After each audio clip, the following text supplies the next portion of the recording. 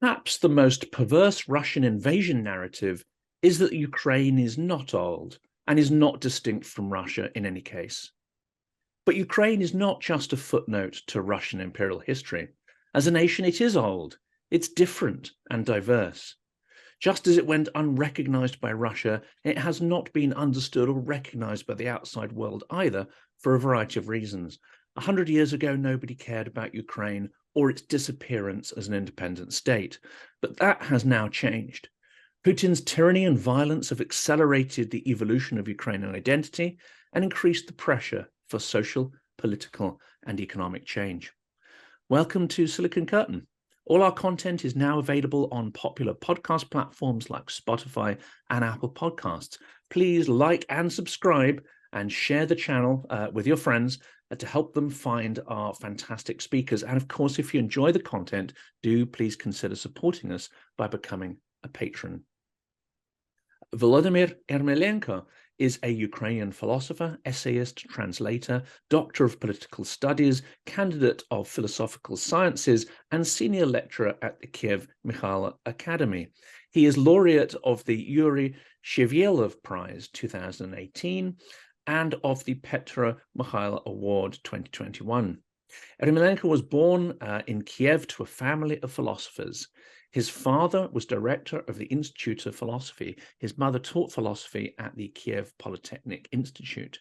In 2020, together with Tetiana Akharkova, Yermolenko started the Cult podcast dedicated to defining epochs in the history of culture and cult authors who've had a great influence on the development of literature and culture. He is also a prolific podcaster on the Ukraine World Channel and his compelling Explaining Ukraine series of interviews, to which we will, of course, provide links in the description of the video below. Volodymyr, it's a huge pleasure and a privilege to welcome you to the channel. Thank you, Jonathan. Great pleasure to be here.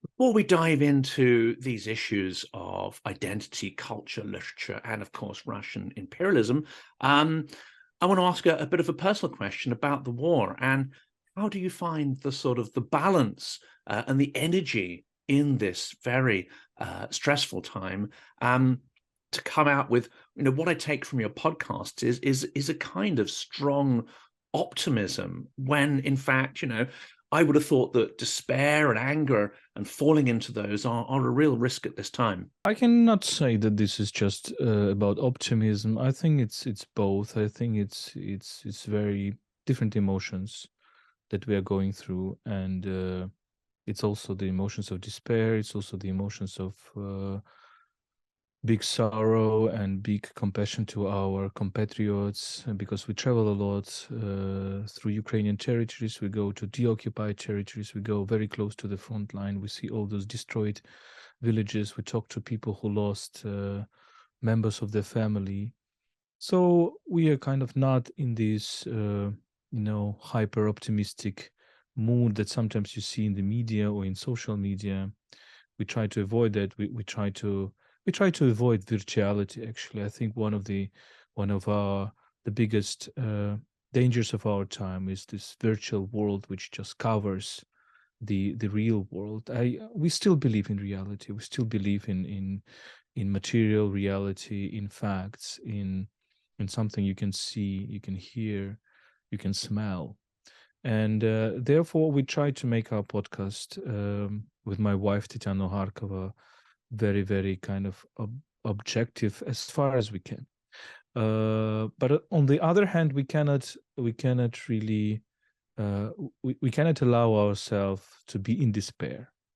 We cannot allow ourselves to be too doubtful, because for us it's just unacceptable. Because the doubts in Ukraine, in Ukrainian capacity to resist, in Ukrainian capacity to win, is not a cognitive thing for us. It's not a thing of a theory of knowledge. It's a rather existential thing. If we doubt too much in ourselves, in our nation, in our neighbors, in our soldiers, then this will open up this way for despair, for defeat, and we cannot allow ourselves to do so. Therefore, of course, we try to, however realistic we try to be, and critical of things which are going on, and even critical of Ukraine itself sometimes, because it's very important to have this critical eye, of course, to believe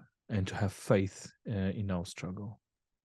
And of course, social media can seem very cartoonish at times. Pools of the darker corners of social media are also sort of offensive and aggressive. But also Russian propaganda itself, taking this idea of sort of doubt.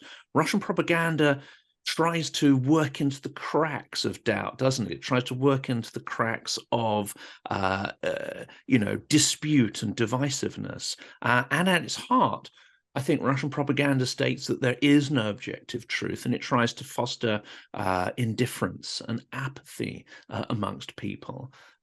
So what is the role of writers, thinkers, philosophers, cultural figures like yourselves in dispelling these nihilistic sort of tenets of Russian propaganda? I think the word you use, nihilistic, is the key word here. So I don't really agree with the idea that Russian propaganda is only about seeding doubt and seeding division. We always kind of have dispute about this with my good friend Peter Pomerantsev, who one of the first to launch this idea. Nothing is true and everything is possible. Because I tend to say that this is only part of the propaganda. This is a propaganda. This divisiveness and this seeding doubt is just directed to people whom Russia doesn't expect to persuade, the Western world, for example. Whereas when we are talking about people who Russia does want to persuade, its own citizens, Ukrainian citizens at a certain moment of time, now people in a non-Western world. I mean, there is a clear message. There is a clear, very dogmatic idea, very much in line with the Soviet propaganda, and we need to understand it. So I think that again, what is key in your question is this word nihilistic. I do think that that part of the Ukrainian struggle is the struggle against nothingness, and therefore Ukrainians are really reflecting upon these violence, the cult of violence, which is present in contemporary Russia, but also was present in other parts of the Russian history. And when we see how Ukrainians are coming back to life, and this is what we describe all the time in our podcast in Explaining Ukraine, when we are describing how people come back to destroyed villages, how they cultivate their land, how they cultivate their flowers, even when the houses are destroyed. I think there is something in this love for life which is very much opposite to this Russian idea that you win the war only by sending hundreds of thousands of people for death, when you're cruel not only towards your enemy but towards your own people. And this is a pattern that we see not only in this war, but we see in the Second World War, how the Soviet Union fought the Second World War, how people like Zhukov were waging that war really without any compassion to human lives. And I think that one of the aspects of this war is this struggle of Russian nihilism against a certain defense of life and existence.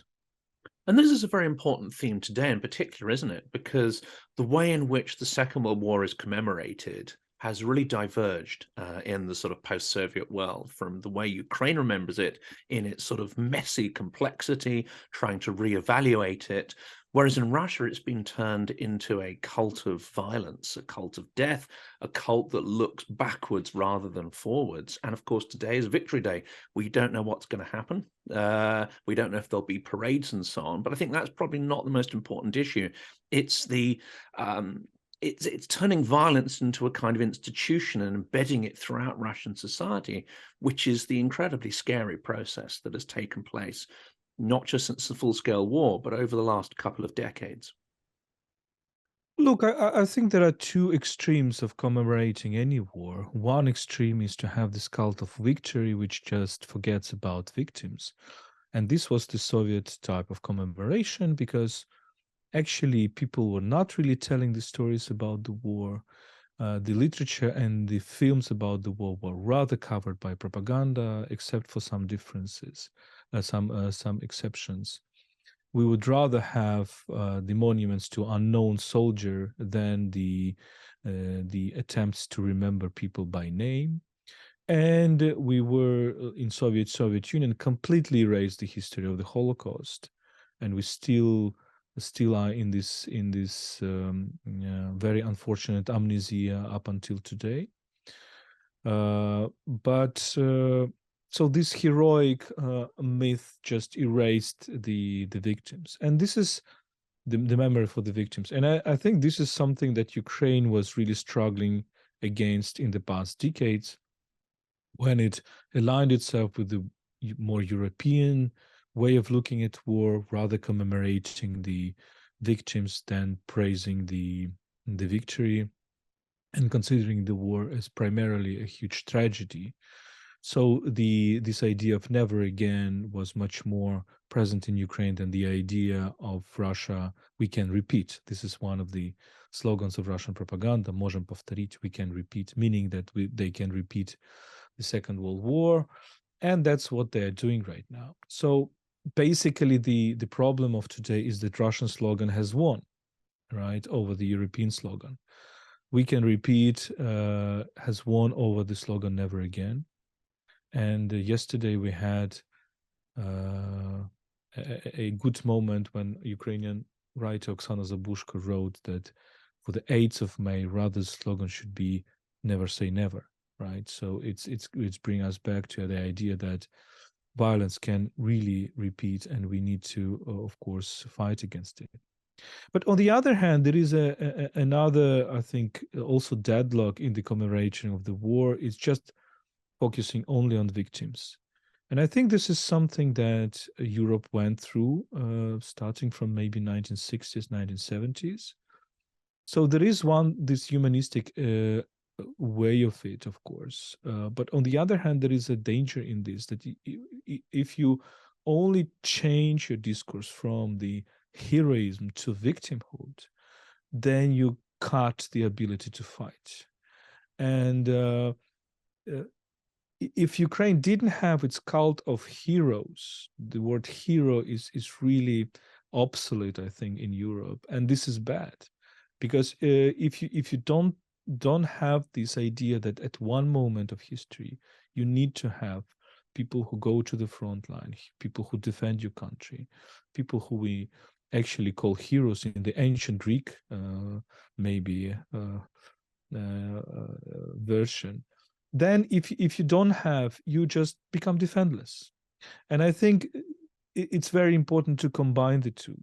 So to have this idea that you need to fight, but to also to understand that the war is not a chess game, the war is not a football match, and there are victims both on civilians and military. So combine this decisiveness to fight and compassion. I think this is something which is very important, and I hope that Ukraine is kind of on this moment, so it keeps both. And I think that also echoes, a tendency since the 90s and with postmodernism and so on, and the fall of the Berlin Wall. There's been an assumption that liberal values would be triumphant. There's been an implicit assumption in the West that democracy is eternal, and we've forgotten that it had to be fought for, that it's fragile, and can even be temporary. As you say, if people don't step up and actually, in some way, fight for values and accept there are objective values that need to be sort of defended. Quite apart from the war and defending yourselves for sheer survival, do you think Ukraine is also reminding us that our democratic institutions need to be constantly renewed and need to be fought for every generation? Look, I think a mistake of the 1990s in Europe and in America was that Hegel won over Aristotle, to say in the philosophic terms. Fukuyama won against, let's say, people like maybe Leo Strauss or somebody else. So it's a paradox that in European political philosophy in the 20th century, there was always the idea that we need to come back to Greeks. You have this idea in Hannah Arendt, you have this idea in many other figures. And why it is important to come back to Greeks, to Aristotle, for example, because Greeks and Romans understood very well that democracy is fragile. I mean, if you look at the classic vision of Aristotle, how the politeias, the polities are evolving, he would tell you that, of course, democracy, or he would call it politeia, the power of the biggest number, at least in his conception at the time, of people is good, but it will always degenerate. And Aristotle, and then Polybius, and then this is a long history of European political thought, which comes until Machiavelli and Montesquieu, which was totally forgotten, unfortunately, despite the fact that we all know those names. I mean, everybody knows Machiavelli, but everybody reads Il Principe, the Prince, rather than his works about republic. And the problem is that these classic philosophers describe very, very in detail how democracy fails.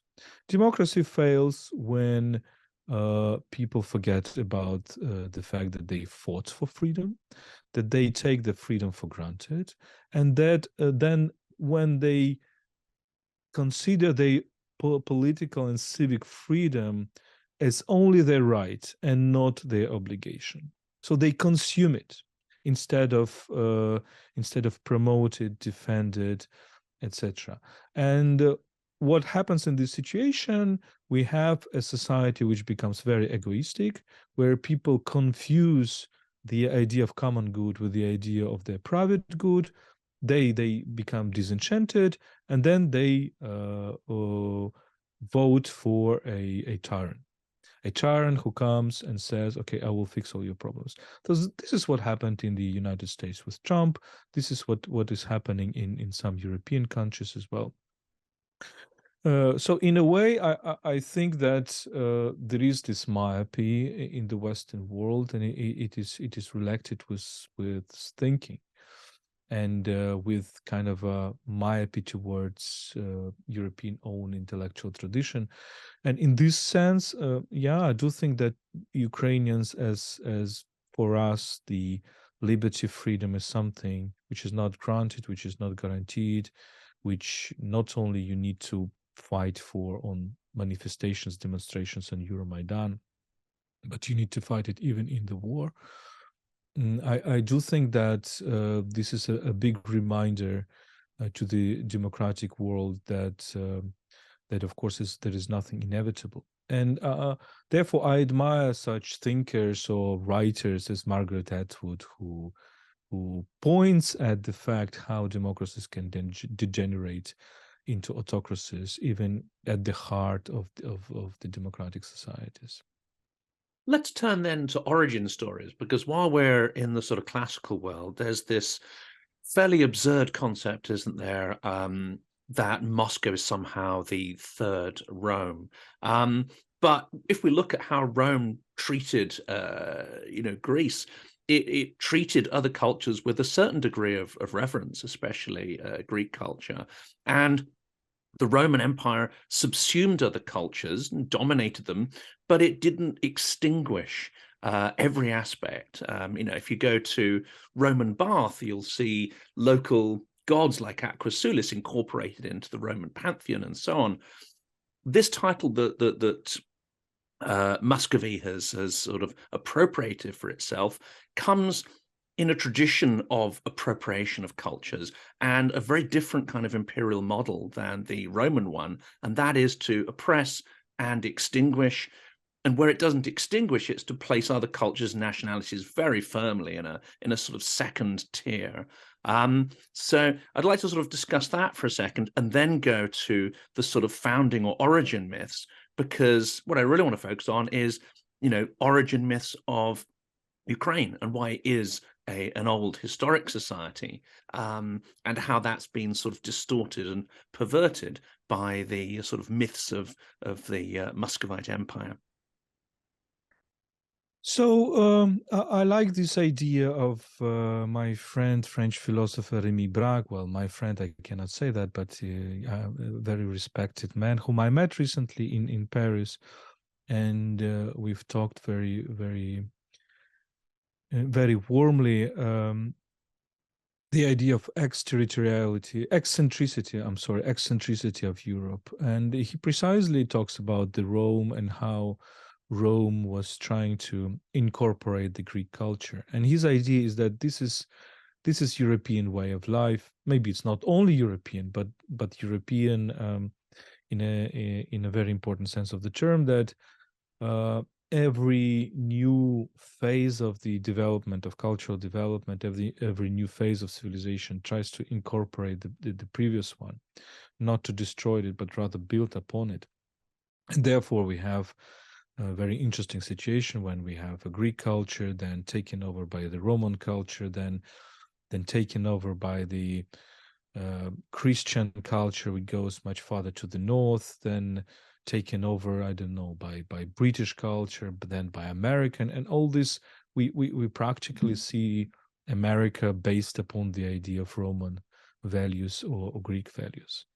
In this way, I do think that Russia is different, because we see that Russia was trying to annex the past of Kiev, annex the past of Kirimli, Crimean Tatar culture, annex the past of what was happening in the steppes of the Black Sea and Azov Sea. You can see by this mythology of Russians, when they're talking about right now about this region of Novorossiya and the new Russia, which has a deep, very interesting culture, the culture of Iranian speaking tribes, the culture of Turkic speaking tribes, the culture of Ukrainian Cossacks, the culture of Kirimli, Crimean Tatars, and all this is erased and said that, well, this history of this region starts only with Catherine II, and there was nothing before. The same actually with Kiev, because one of the reasons, one of the causes of this war is a very psychoanalytical cause, actually, very, very profoundly psychological and even psychiatric, maybe, that at a certain moment of Russian history, Russia said that the history of Kiev is my history.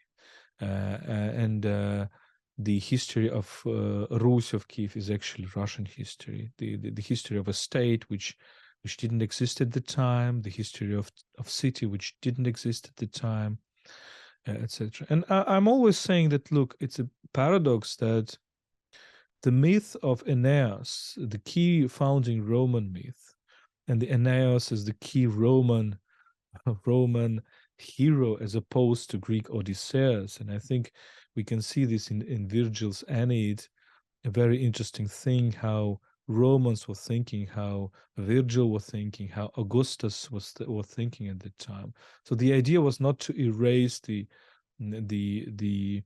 story of Odysseus, but rather to say that we have a competing story and we have a better story, which Aeneas in many ways repeats the story of Odysseus, but actually is more successful because he comes from those who were defeated, but he overcome this defeat, the Trojan defeat.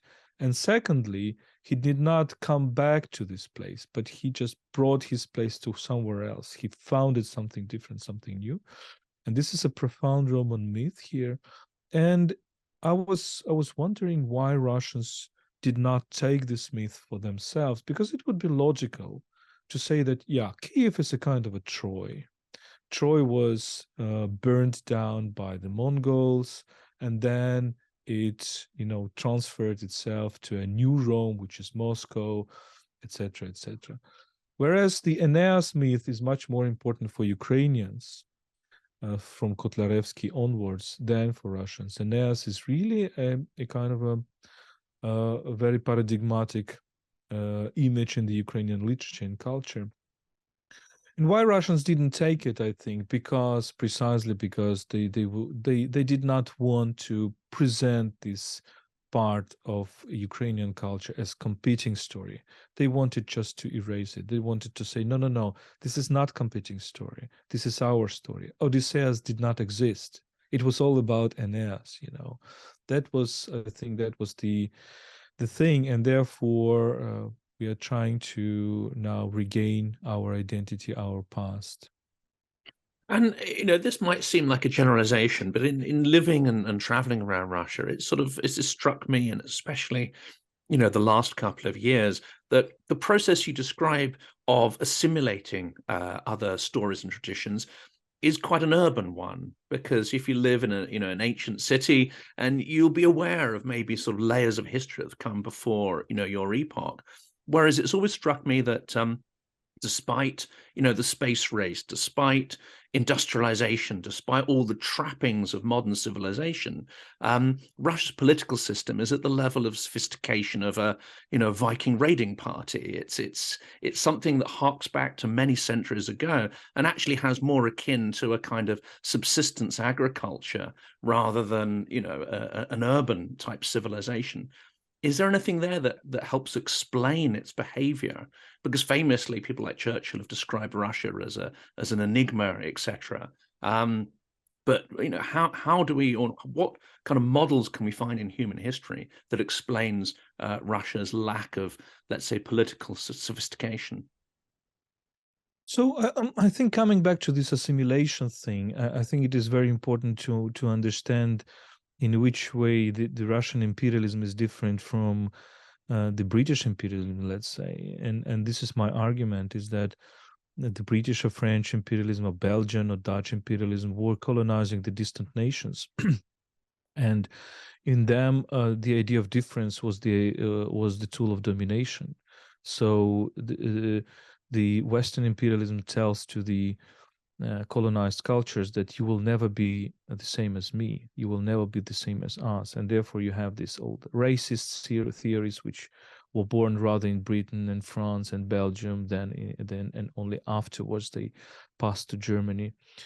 Whereas Russia is different in that sense, and therefore kind of a Western intellectuals doesn't have sometimes a tool to understand it, because there is no clear idea that you will never be the same as me. There is an opposite idea that you will never be different than me. That's what Russians are telling to Ukrainians, to Belarusians, but also even to people who are ethnically more different. So the idea that you will never be the same as me, and it's not the difference which is a tool of domination, but rather the idea of sameness, which is a tool of domination. And why is that? My answer is that we have a paradox, that there is a Russian nationalism, but there is no Russian nation. Russian nation as the idea of the nation is constructed primarily on the horizontal level, the level of the level of not an attitude towards a monarch, a sovereign, but the relation between citizen and citizen. And this is what happened in the European countries in late 18th, early 19th century. I don't think that happened in Russia, actually. And this is a difference with Ukraine, with Poland, with some other nations of the 19th century, is that they were, while, for example, Poles and Ukrainians were lacking a state, and therefore they were defining themselves in terms of other than the state, in terms of other than hierarchy. For Ukrainian intellectuals of the 19th century, the key idea was that why the future is within us, because we lack hierarchy. We have the horizontal relations. And Russia lacked it, I think. Therefore, we have a paradoxical situation that Russian culture is actually very elitist. It's not popular at all. If you take Pushkin and compare him to Shevchenko, there is complete difference, because Pushkin is very elitist. Pushkin is rather a product of the salon culture, very French speaking. The aesthetics of Pushkin is rather the aesthetics of the French Rococo. And Pushkin is known by heart by primarily intellectuals. He's cherished in universities, in cities, etc. Whereas in Ukraine, Taras Shevchenko is a very, very profoundly popular. There are lots of stories when people have his portrait in the houses, in their village houses, in the hatas. Lots of stories that people knew his poems by heart in the same way as they knew popular songs, the folk songs. So as my friend Andriy Bondar, Ukrainian writer, once said that Shevchenko is more folkloric than the folklore itself, or he's more linked to the nation than the nation itself. And I think that that makes a profound difference, that actually Russian intelligentsia was too far away from the nation, from the people, and it failed to construct a Russian nation which would be different from the state and imperial structures. And therefore, for a Russian citizen, it is very difficult to imagine him or herself without the state, without Putin, without the Tsar, without hierarchy. Whereas for Ukrainian, it's very easy to imagine ourselves without hierarchy, without a state. So I do think that despite this kind of urbanism, there is this huge difference between elites and the people, and therefore this makes the people so much cruel and kind of uncultivated. But this makes and this explains why Russian soldiers are so cruel, and on the very profound level.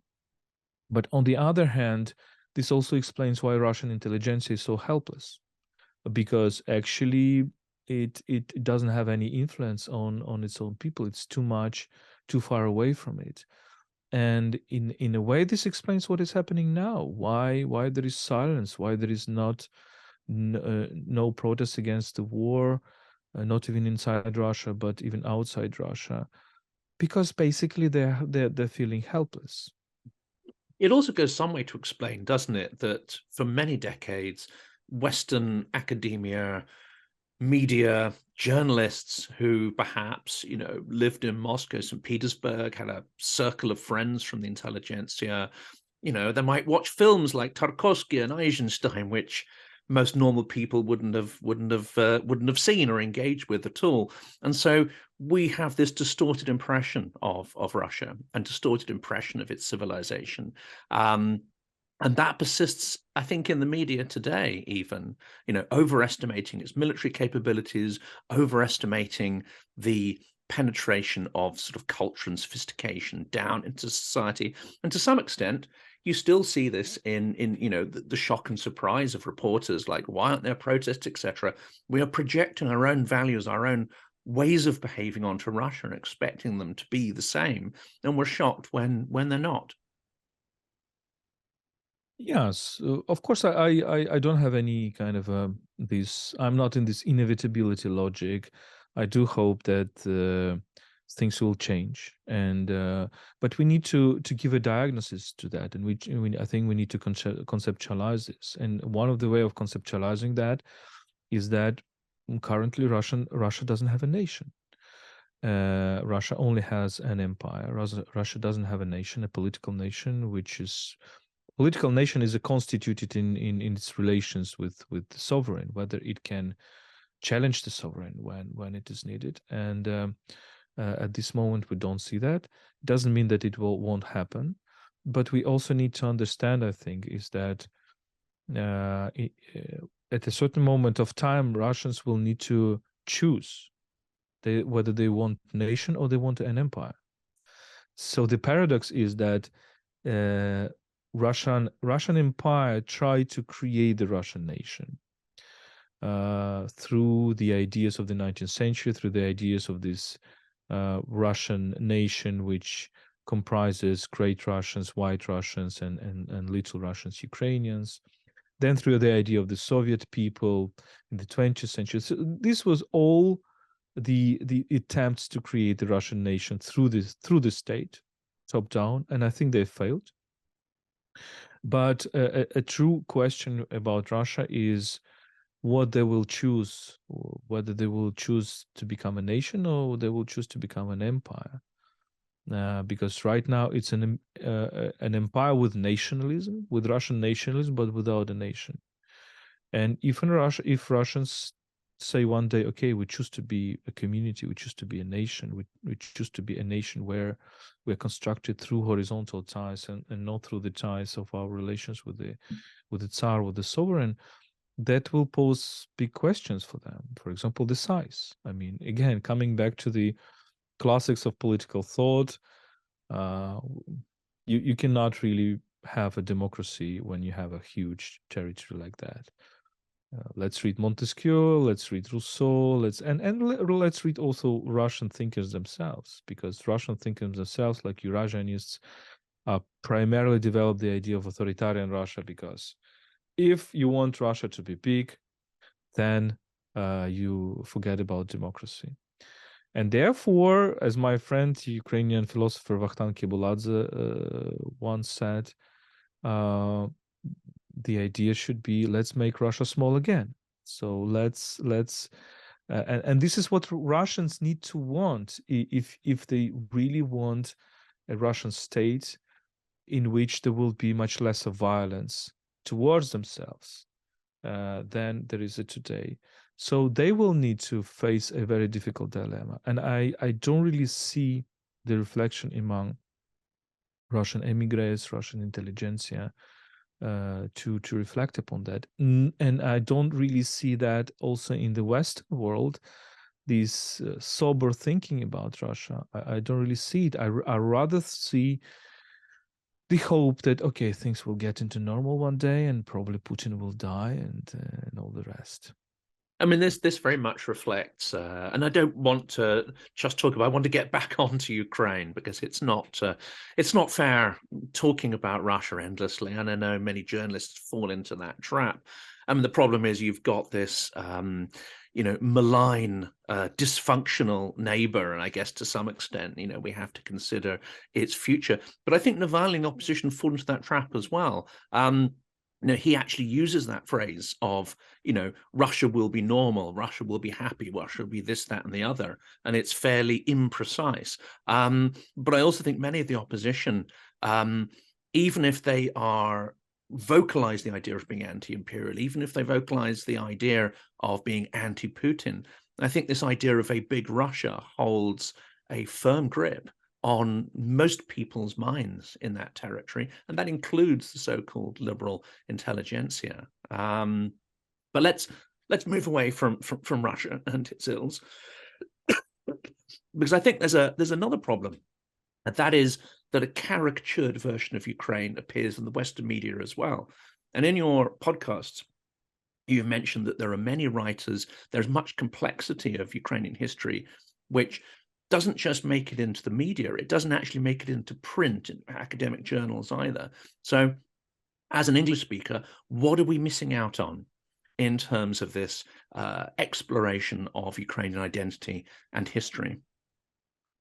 I think we are missing the idea is that the roots of Ukraine, the roots of Belarus, the roots of Georgians, of Armenians are much deeper, because we look at Eastern Europe through the 19th century, maybe through the 18th century. What we know is Peter the Great, Catherine the Great, who are not the great for Ukrainians, obviously, who are tyrants, who destroyed the spirit of republic in Eastern Europe. But we need to look deeper, and we need to understand that the origins of Ukraine, well, they're very deep. They can be found in the Greek settlements of the Black Sea. They can be found in Khazar culture, very interesting Khazar civilization or Khazar statehood in the late first millennium. They can be seen in a very interesting interconnection between the north and the south, between the Varangians, the Vikings, and the Byzantine. And this is one of these eiduses how Kiev was created as a powerful place, the powerful city. And there are lots of many interesting stories. There is obviously a story of a very pluralistic political culture of the medieval times in around Kiev, where the Rus of Kiev was everything but empire. I think it was very much closer to the idea of feudal republics.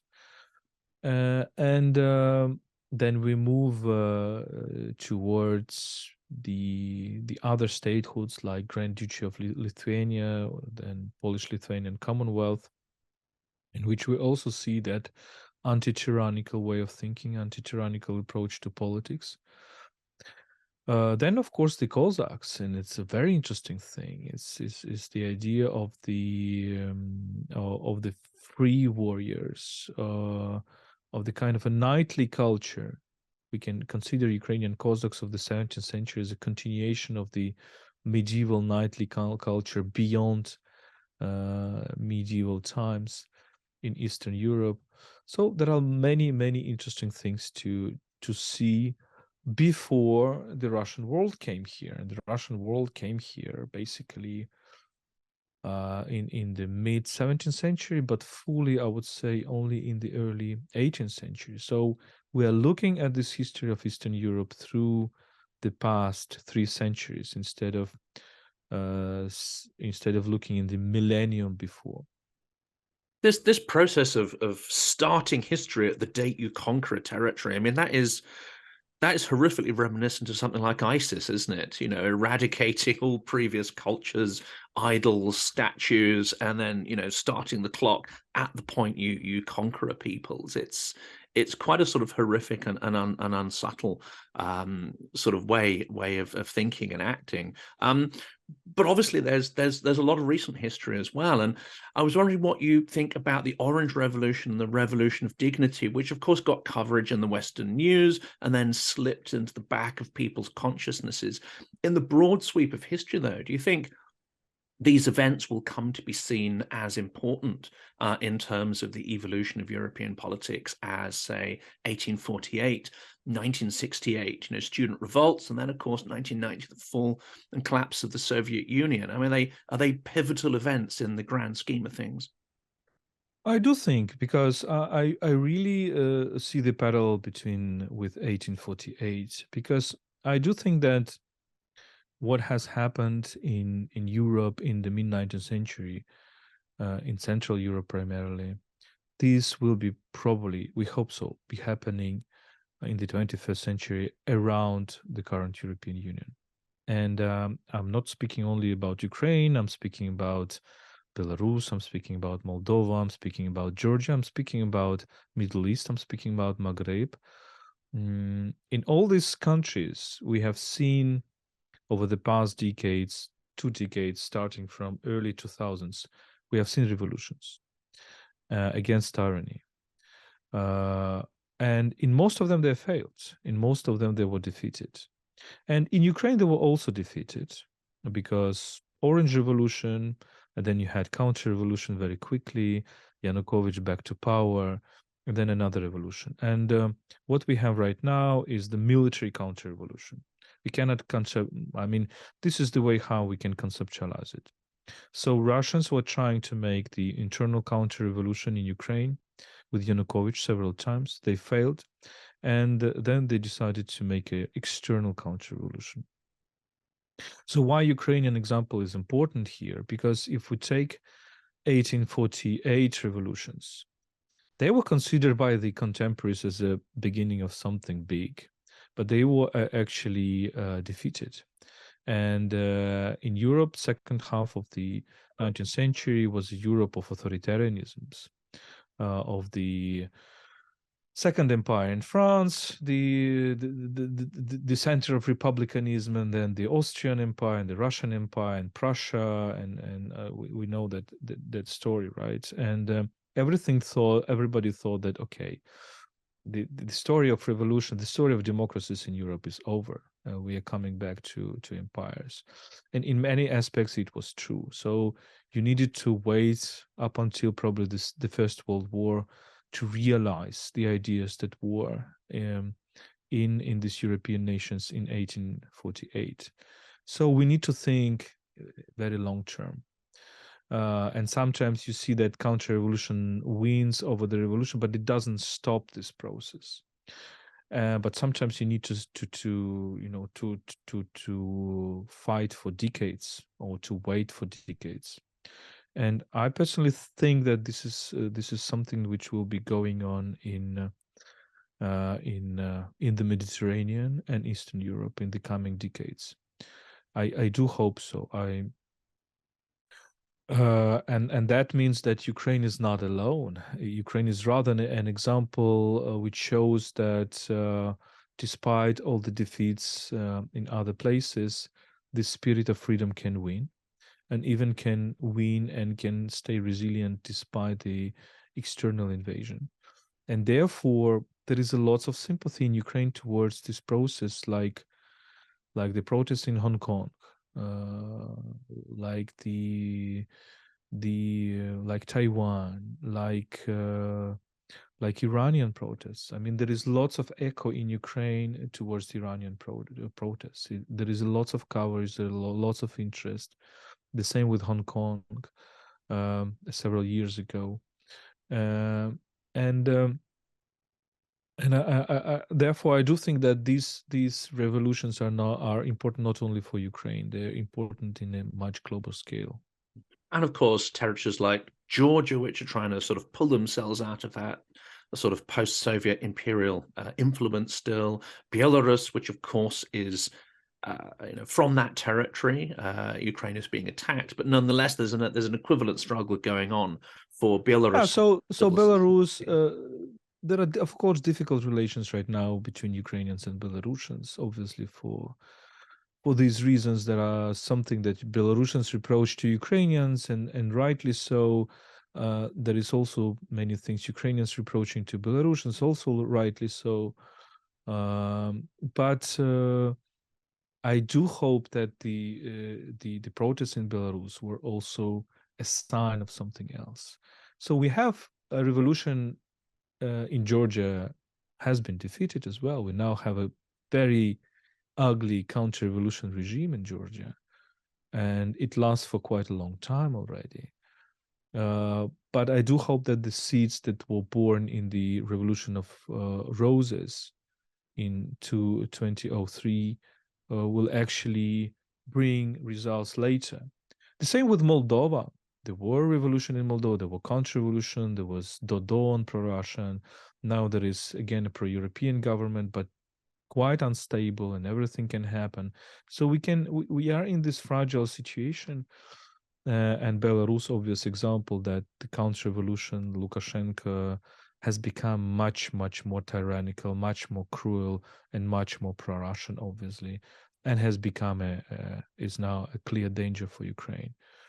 Therefore, Ukrainian example really, I hope, gives hope to many other people that these protests, that democracy can stand, it can even when it goes through counter-revolutions, even when it goes through the backlash, it can regain strength and then fight even the external enemy. Therefore, I do think that Ukraine is now a key state for the future of democracy. Again, let me say, in the wider Europe, or wider even Mediterranean space and Black Sea space. It has, of course, been claimed by some. Vlad Vixler is one particular who talks about this a lot, and that is a decline in the democratic values in the West, and in the US and the UK in particular, over the last couple of years. And one aspect of this that certainly I think is true is the labeling, the left-right labeling Brexit, Remainer, putting labels, putting people into boxes as a way of sort of denigrating them and reducing their views to being valueless. Very sort of tribal, very confrontational type of politics. What's impressed me about speaking to Ukrainians is that whether they're on the so-called left or the center right or the center, there seems to be a sense of values that supersede these labels, that actually the idea of increasing freedom, the idea of reducing corruption and improving things like civil society, judicial reforms, and so on, people have a concept that there are higher values than the traditional knockabout left and right labels. And to an extent, I think in Britain and America, tribalism is reducing these sort of universal values and processes down and turning politics into a fairly destructive and cartoonish sort of version of it. Again, do you think we can learn from what Ukraine is going through? Look, let's not overestimate, because things are changing, right? And I remember when, if you take 2010, the election of Yanukovych, Ukraine was profoundly divided. It was divided in two. There was a fair election, and on the fair election, majority of people, the half of the people, half of citizens, chose the criminal pro-Russian bastard. And yeah, it took some years for those even who voted for him to understand how bad he was.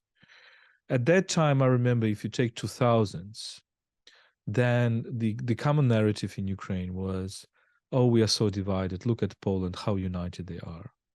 Oh, we are so divided about EU membership and NATO membership. Look at Poles and Baltic states, Lithuanians, Latvians, Estonians, how united they are in their way to the EU and NATO. Then look at Ukraine now and look at Poland. Poland is much more divided than Ukraine.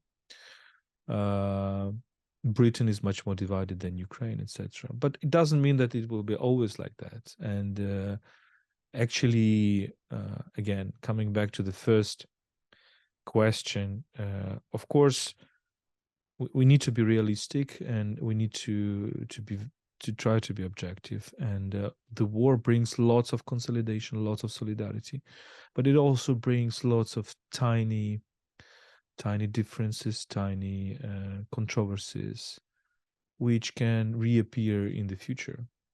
And they are not related to ideology, they are rather related to experience and to actions. What did you do during the war? What did you experience? What did you suffer, etc., etc. So in this way, yes, Ukraine can be an example in the way as it shows that, look, there is something more important at a certain moment. And when this something important comes, and usually it's a threat for your existence, it's an existential situation, then you need to put aside your differences. And this is what Ukraine is showing right now. Interestingly enough, it didn't show it in some other moments of its history, like one century ago, when there was an existential threat, when the Bolsheviks were attacking Ukraine, and there was no unity. Now we have this unity, and it's good. But I think what European world, American world should also realize that it's also under attack.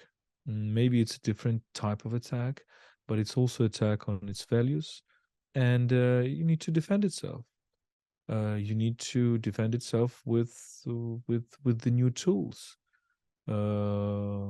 with sometimes maybe with weapons, sometimes maybe with consolidation, sometimes maybe with the fight against the egoism, with the more idea of the public good, of the common good.